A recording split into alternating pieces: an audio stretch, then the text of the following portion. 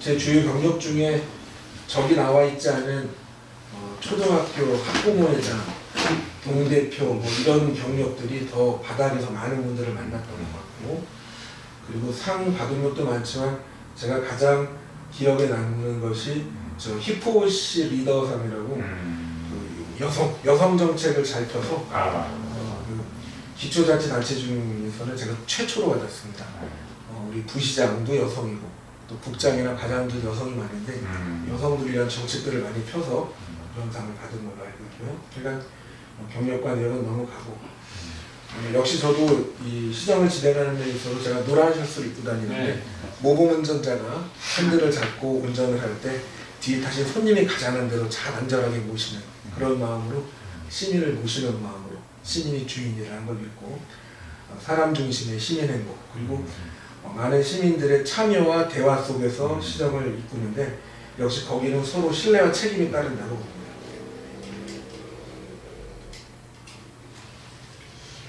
제가 행복정책을 가는데 가장 큰 도움이 된 부분들이 현장에서 만난 시민들과의 대화 속에서 가장 중요한 원칙을 잡았지만, 실제로 덴마크 코펜하겐을 다녀오면서 사람이 먼저인 도시, 또 부탄에 가서 그 나라의 국가는 행복정책을 위해서 무상교육과 무상의료를 펼치면서 그 나라의 분위기가 어떻다는 걸 직접 보고 왔고요.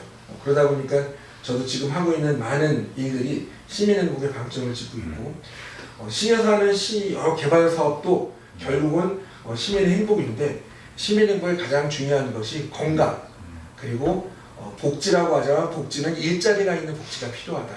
저는 그렇게 생각을 합니다. 그러다 보니까 저희들이 이 행복정책을 막연하게 진행하는 게 아니라 정확하게 지표조사를 통해서 이 변화되는 것들을 정확하게 확인하겠다. 특히 제가 모든 시민들에게 강요할 수는 없지만 공무원의 수장으로서 888 정책을 통해서 8시간 집중 근무하고 8시간은 자기개발, 그리고 8시간은 휴식을 통해서 삶의 균형을 추구하고, 또 이런 부분들에서 노조하고도 같이 겸해서 의논하고 있고요. 특히 시청에 누구나 마음대로 들어와서, 기자를 비롯해서 누구나 마음대로 들어오는 공간을 스피드 게이트를 설치해서 민원인들은 정중하게 민원인실로 모셔서 대화를 나누고, 또 우리 시의 공무원들은 집중해서 차분하게 일할 수 있는 그런 근무 조건을 만들어놨습니다. 제가 아까 말씀드렸지만 지역 상권이 결국은 일자리고 복지하고 연결이 되는데, 제가 시장이 되면서 상권 활성화 재단을 만들겠다. 그래가지고 지금 중소벤처기업부로부터 한 40억 정도 유치를 하고, 또 시에서 40억 돼서 80억 가지고 구리시의 상권 활성화 재단을 만들어서 제가 이사장이 돼서 직접 상권 활성화를 진두지휘하고 있고, 또 최근에 코로나 때문에 공공배달앱도 경기도와 손잡고 같이 하고 있습니다. 일자리를 만드는 부분들이 중요한데, 그 일자리 창출에 있어서는 청춘시대 물이라든가 또 행복구리하면서 여성들의 경력 단절 여성들을 위한 세일센터도 확보를 했고, 이게 마지막으로 국가 공모사업에서 된 거예요.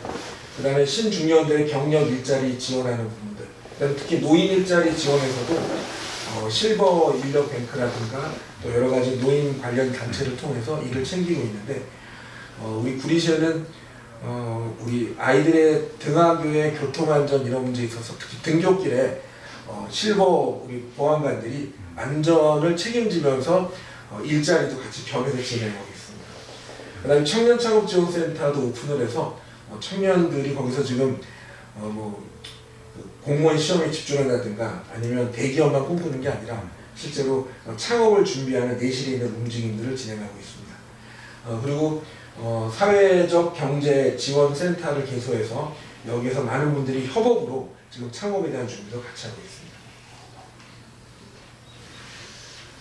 구리시가 도시공사를 만들어 놨는데 굉장히 적자였습니다. 근데 이번에 갈매 지식센터 건립을 통해서 도시공사의 흑자 전환을 만들어냈고, 또 이것이 이제 완공이 되면 여기에 이 벤처 소프트 등 지식 기반 사업에 대한 기업을 유치시키고, 여기에 또 젊은 그 창업한 사람들에 대한 공간까지도 마련하는 걸로 해서 지금 갈매에서 잘 착공이 준비되고 공사가 진행되고 있습니다.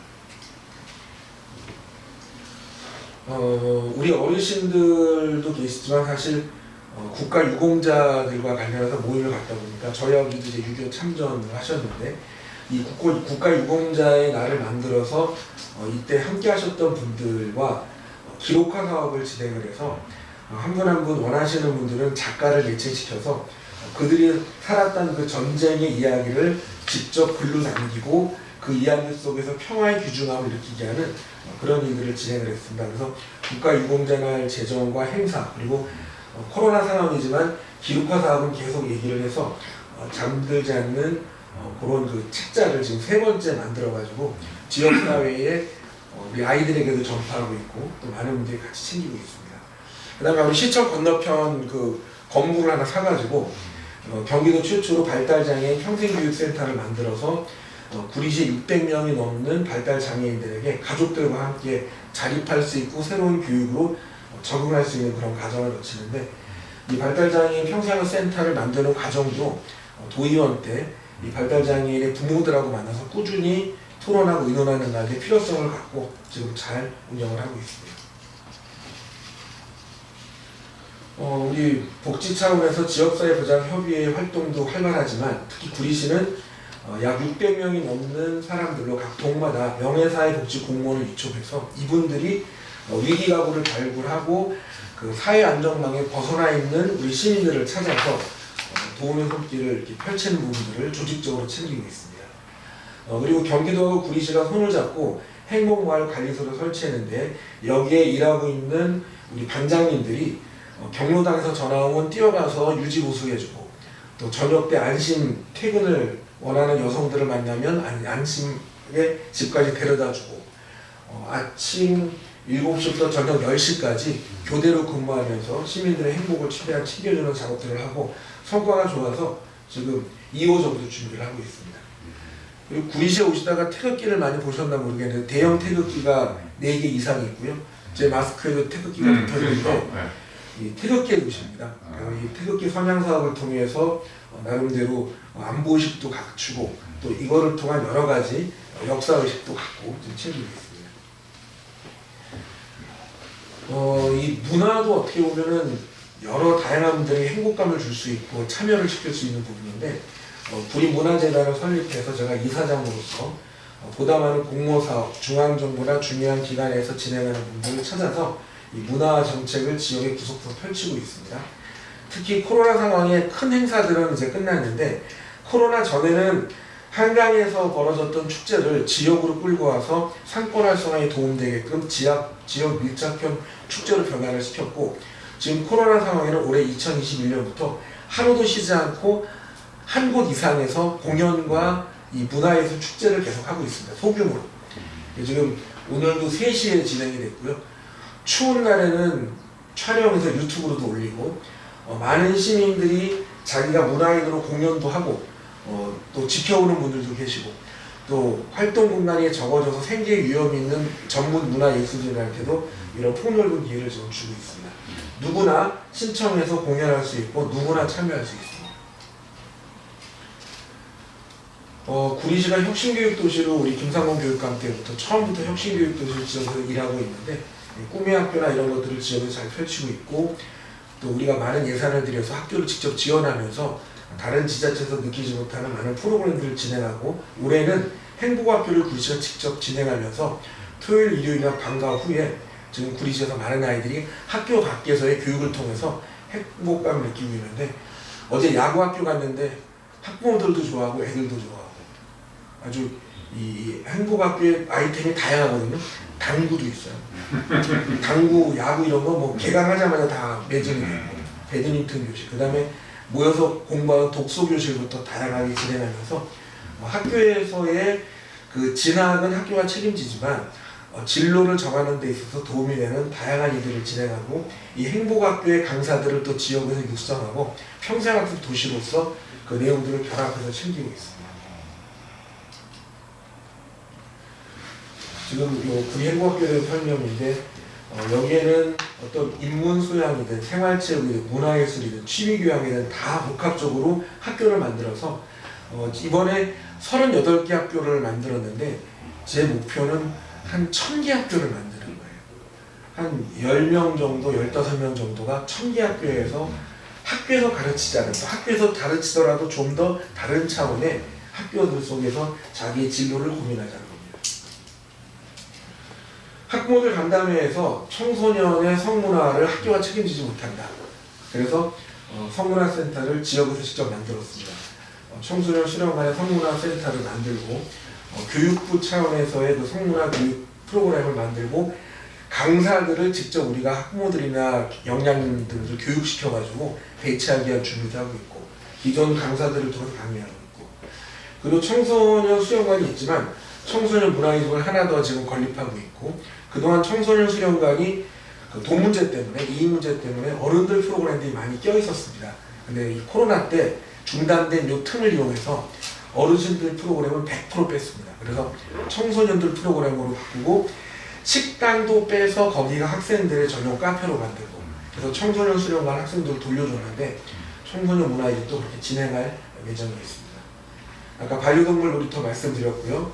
그런데 반려동물 놀이터에서 끝나지 않고 이번에 반려견 문화센터를 만들어서 유기동물들을 거기에서 자훈련시켜가지고 분양하는 계획 그 다음에 반려동물 문화센터에 많은 사람들이 찾아오면 장애인들과 특히 이 경계선상에 있는 아이들에 대한 치유 코너를 만들자고 지금 준비를 하고 있습니다. 부모들은 절대 경계선에 있는 이 학습력이 느린 자에 대해서 인정하지 않습니다. 그런데 이런 아이들은 미리 어떤 진단을 통해서 그 다음에 어떤 그 예방 차원이라든가 개선적인 프로그램들을 진행해야 되는데 이런 부분에 반려동물과의 그 친숙함이 굉장히 도움이 된다. 그래서 반려동물 센터의 숨은 뒤에는 이런 경계선상에 있는 이 학습이 느린 자에 대한 특별한 계획이 있다는 걸 말씀드리겠습니다. 시민 참여가 우리 여러 면에서 중요한데 시민 참여 예산제는 오래전부터 지자체가 진행하고 있지만 특히 이번에 구리시가 각 동별로 좀 나름대로 주민 참여 예산제 아이디어를 갖고 좀 경쟁을 붙여서 실질성 있는 내용들을 찾아냈는데 이제 그런 면에 있어서 각 동별로 좀 그 사업 계획을 준비하는 데 있어서 실질적인 계획들이 나왔다. 그래서 이번에 그걸 진행하고 평가를 하겠다. 그리고 또 한 가지 수택 3동을 주민자치의 시공동으로 정해서 지금 주민자치의 첫 스타트를 일단 끊고 있다. 이런 면에서 주민들의 참여를 활성화시키는 예산 참여와 사업 참여에 대해서 계속 지속적으로 진행할 예정입니다.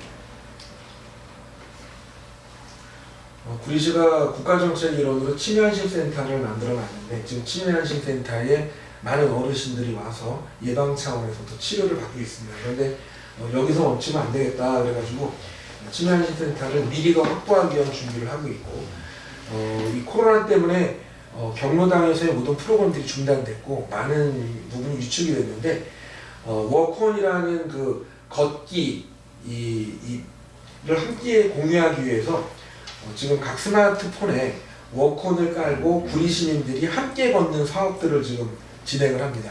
그러니까 안승남 시장이 몇 걸음 걸었는지 그 워크온을 통해서 더 보고 이걸 또 단체별로 모임별로 결속을 시켜가지고 경쟁도 시키고 그러면서 시상도 하고 있고 그래 중요한 코너에다가 포토존도 만들어서 걷기 하면서 포토존 찍어서 올리면 또 선물도 주고 이러면서 시민들이 함께 걷자. 실내에서의 체육 활동이 많이 좀 코로나 때문에 막혀있기 때문에 걷는 운동들을 아주 지속적으로 진행하고 야외에서의 어떤 체조 활동들을 갖다가 아침 저녁으로 강화하고 있습니다. 왜냐하면 이 건강이 뒷받침되지 않는다면 행복도시도 불가능하다고 생각하기 때문입니다. 우리 동네 건강사람지킴센터라고 해가지고 8개동에 동별로 간호지 공무원들을 파견해서 실제로 챙기고 있는데 갈매동 같은 경우는 여기 그 신도시인데 이 갈매동은 이 동별 간호지 공무원들이 이 아파트별로 또 방문을 해서 혈관 체크라든가 혈압이라든가 여러 가지 부분들을 서로 체크해서 건강 관리를 직접 현장에서 뛰고 있습니다. 그 다음에 행복콜센터는 정말 자랑하고 싶은 건데 코로나 초창기인 작년 4월 달에 제가 어르신들이 너무 우울해지는 것 같다. 그래서 자원봉사자로 콜센터를 만들어서 안부전화를 시작했습니다.